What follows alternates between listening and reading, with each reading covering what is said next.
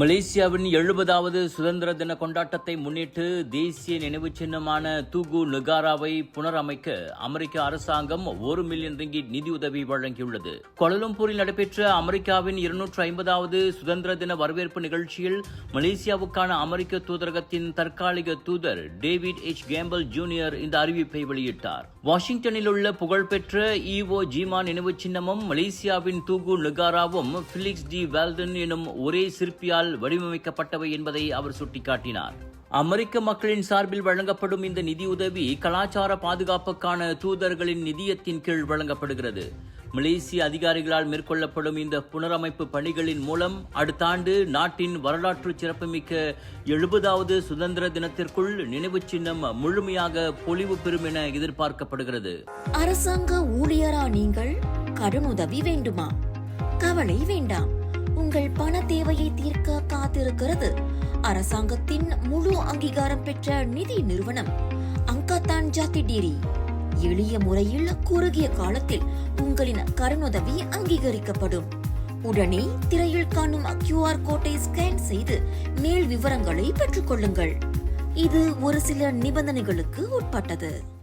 வணக்கம் மேக்ஸ், உங்கள் புதிய OTT உலகம். எல்லா வகை தகவலும் பொழுதுபோக்கும் ஒரே இடத்தில், குறைந்த விலையில் நிறைந்த அனுபவம். இப்போது 2 மாதங்களுக்கு இலவச சந்தா. வணக்கம் மேக்ஸ், உங்கள் பொழுதுபோக்கின் புதிய முகவரி.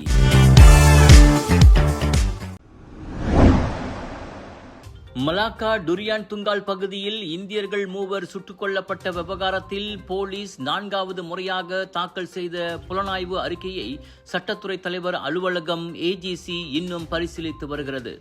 இதுகுறித்து நாடாளுமன்ற எழுத்துப்பூர்வ பதிலில் தெரிவித்துள்ள உள்துறை அமைச்சர் doctor Sri Saifuddin Nasution Ismail, கடந்த மே 25ஆம் தேதி இந்த அறிக்கை கடைசியாக AGC-யிடம் சமர்ப்பிக்கப்பட்டதாக கூறினார். மாதங்கள் பல கடந்தும் இதுவரை உருப்படியான நடவடிக்கை எதுவும் இல்லை என ஜெலுத்தோங் உறுப்பினர் RSN ராயர் அக்கேள்வியை கேட்டிருந்தார். இந்நிலையில் சட்ட நடைமுறைகள் அதன் போக்கில் இயங்க அனைத்து தரப்பினரும் ஒத்துழைக்க வேண்டும் என அமைச்சர் கேட்டுக்கொண்டார். கடந்த ஆண்டு நவம்பரில் நடந்த இந்த சம்பவத்தில் 24 முதல் 29 வயதுக்குட்பட்ட 3 இளைஞர்கள் சுட்டுக் கொல்லப்பட்டனர். குடும்பத்தினரின் புகாரை தொடர்ந்து இந்த வழக்கு கொலை வழக்காக மறுவகைப்படுத்தப்பட்டது. இந்த வழக்கை முழுமைப்படுத்த இதுவரை 63 சாட்சிகளிடம் வாக்குமூலம் பதிவு செய்யப்பட்டுள்ளதாக புக்கிட் அமான் குற்ற புலனாய்வுத்துறை தெரிவித்துள்ளது குறிப்பிடத்தக்கது. சமையலுக்கு நேரம் இல்லையா? இதோ செஃப் EG ப்ராடக்ட்ஸ். சைவமும் அசைவமும் சூடு செய்து சாப்பிட தயாரான வீட்டு சுவை. ரூம் டெம்பரேச்சரில் பாதுகாப்பாக வைக்கும் நம்பகமான உணவு. எந்த ரசாயனமும் இல்லை, எந்த பதப்படுத்தும் மருந்தும் இல்லை. ஷாப்பி, லசாடா, டிக்டாக் எங்களின் அதிகாரப்பூர்வ அகப்பக்கத்தில் இன்றை வாங்குங்கள். செஃப் EG ப்ராடக்ட்ஸ், வீட்டு சுவை உங்கள் ஓட்டத்தில். விலையோ மலிவு, செலவோ குறைவு, தரமோ உயர்வு, மனமோ நிறைவு. மக்களின் தேர்வு என்ரிகோஸ் முழு ஆடை சத்துள்ள பால்மாவு.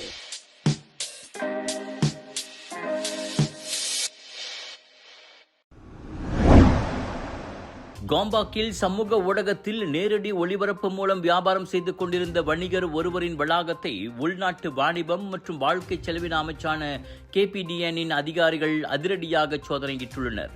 போலி முத்திரை பதித்த ஆடம்பர பொருட்களை விற்பனை செய்வதாக கிடைத்த புகார்களின் அடிப்படையில் இந்த சோதனை நடத்தப்பட்டது. அதிகாரிகள் உள்ளே நுழைந்த போது சம்பந்தப்பட்ட நபர் போலி பொருட்களை வாடிக்கையாளர்களுக்கு காண்பித்து நேரடியாக விற்றுக் கொண்டிருந்தார். உடனடியாக அந்த நேரடி ஒளிபரப்பை நிறுத்திய அதிகாரிகள் அங்கிருந்து ஆயிரக்கணக்கான ரிங்கிட் மதிப்புள்ள போலி கைப்பை மற்றும் ஆடைகளை பறிமுதல் செய்தனர். 2019ஆம் ஆண்டு வர்த்தக முத்திரை சட்டத்தின் கீழ் இந்த வழக்கு விசாரிக்கப்பட்டு வரும் வேளை போலி பொருட்களை விற்பனை செய்பவர்கள் மீது கடுமையான நடவடிக்கை எடுக்கப்படும் என KPDN எச்சரித்துள்ளது. நாட்டின் தலை சிறந்த மற்றும் புகழ்பெற்ற கலர்ஸ் ஆஃப் இந்தியாவின் பிரம்மாண்டத்தின் உச்சம் the largest northern international Indian expo KHTP sports complex hall, Kulim hitech park, கெடாவில் ஜூலை 1 தொடங்கி 5 வரை 100க்கும் அதிகமான பூத்களில் 10 ஃபெஸ்டிவல்ஸ், லட்சக்கணக்கான பொருட்கள், ஷாப்பிங் ஃபெஸ்டிவல், ஃபுட் ஃபெஸ்டிவல், ஆட்டம் பாட்டம் கொண்டாட்டம் என அனைத்தும் ஒரே இடத்தில். கெடா, பேரா, பினாங் மக்களை திரண்டு வாருங்கள். KHTP sports complex hall, Kulim hitech park, Kedah. Big sale, big discount.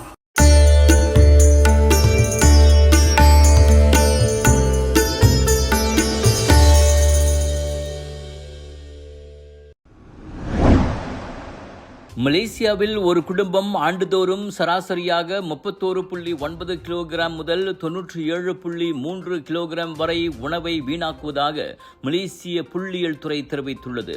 தேசிய குடும்ப குறியீட்டு கணக்கெடுப்பின்படி சமைக்காத கச்சா உணவுகளை விட சமைக்கப்பட்ட உணவுகளே அதிகம் வீணடிக்கப்படுவதாக தலைமை புள்ளியியலாளர் டாக்டர் முகமது உசேர் மஹிதீன் தெரிவித்தார். சமைத்த உணவுகளில் 16.7 விழுக்காட்டுடன் சோறு முதலிடத்திலும் சமைக்காத உணவுகளில் 29.1 விழுக்காட்டுடன் காய்கறிகள் முதலிடத்திலும் உள்ளன. மேலும் சுமார் 80 விழுக்காட்டு குடும்பங்கள் உணவு கழிவுகளை தனியாக பிரிக்காமல் மற்ற குப்பைகளுடன் சேர்த்தே கொட்டுவது தெரிய வந்துள்ளது.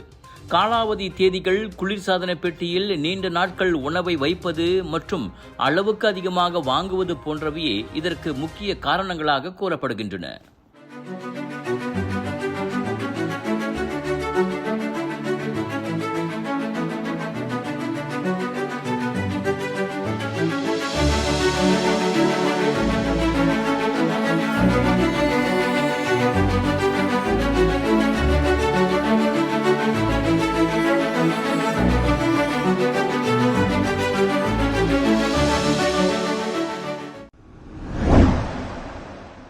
வணக்கம் மேக்ஸ், உங்கள் புதிய OTT உலகம்.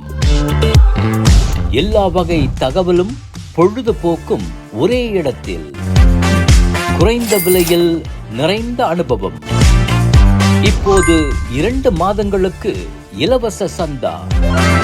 வணக்கம் மேக்ஸ், உங்கள் பொழுதுபோக்கின் புதிய முகவரி.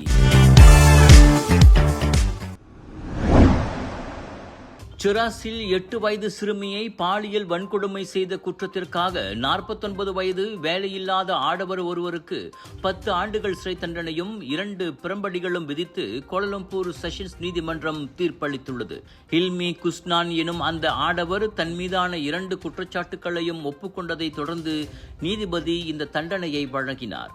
அவருக்கு பாலியல் வன்கொடுமை குற்றத்திற்காக 10 ஆண்டுகள் சிறை மற்றும் 1 பிரம்படியும், கடுமையான பாலியல் அத்துமீறல் குற்றத்திற்காக மேலும் 4 ஆண்டுகள் சிறை மற்றும் 1 பிரம்படியும் விதிக்கப்பட்டது. இந்த 2 சிறை தண்டனைகளையும் ஏக காலத்தில் அனுபவிக்க நீதிமன்றம் உத்தரவிட்டதால் அவர் மொத்தம் 10 ஆண்டுகள் சிறையில் கழிக்க வேண்டும். கடந்த ஆண்டு செப்டம்பர் 4ஆம் தேதி சிராஸில் உள்ள ஓர் அடுக்குமாடி குடியிருப்பில் இந்த கொடூர சம்பவம் நிகழ்ந்துள்ளது. பாதிக்கப்பட்ட சிறுமி மின்தூக்கியில் சென்று கொண்டிருந்த போது அங்கு வந்த அந்த ஆடவர் சிறுமியை வலுக்கட்டாயமாக தனது வீட்டுக்கு இழுத்துச் சென்று பாலியல் வன்கொடுமை செய்துள்ளார். பின்னர் சிறுமியிடம் 3 ரிங்கிட் பணத்தை கொடுத்து இதை பற்றி யாரிடமும் கூறக்கூடாது என மிரட்டியுள்ளார். அன்றைய தினமே சிறுமி தனது தோழியிடம் இதை கூற, அதன் மூலம் விவகாரம் சிறுமியின் தாயாருக்கு தெரிய வந்து போலீசில் புகார் அளிக்கப்பட்டது. சிறை தண்டனைக்கு மேலாக அந்த ஆடவர் சிறையில் இருக்கும் காலத்தில் 2 ஆண்டுகள் கட்டாய மனநல ஆலோசக சேவையை பெற வேண்டும் என்றும், சிறையிலிருந்து விடுவிக்கப்பட்ட பிறகு 2 ஆண்டுகளுக்கு போலீஸ் கண்காணிப்பில் வைக்கப்பட வேண்டும் என்றும் நீதிமன்றம் உத்தரவிட்டுள்ளது. மலேசிய படைப்பாளிகளை உங்கள் திறனை உலக அரங்கில் காட்டிட ஒரு அரிய வாய்ப்பு. வணக்கம் மேக்ஸ் OTT தளம் வழங்கும் குறும்படம் போட்டி 2026. இளம் இயக்குனர்கள், படைப்பாளிகள், கலைஞர்கள், தொழில்நுட்பர்கள் என அனைவருக்குமான பொன்னான களம்.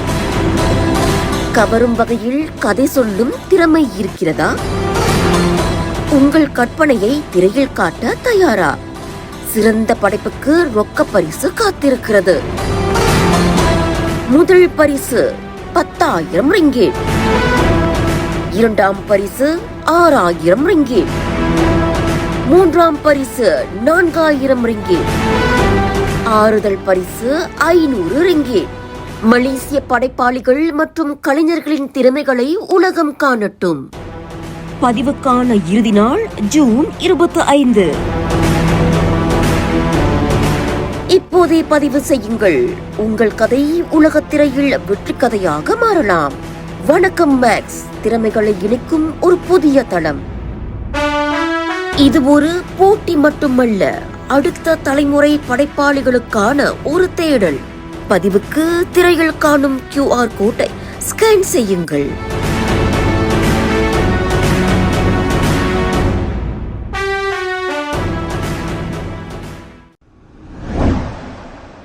தாய்லாந்தில் 11 வயது சிறுவன் ஓட்டி வந்த பிக்கப் ரக வாகனம் மோதியதில் புத்த மத துறவிகள் 9 பேர் பரிதாபமாக உயிரிழந்தனர்.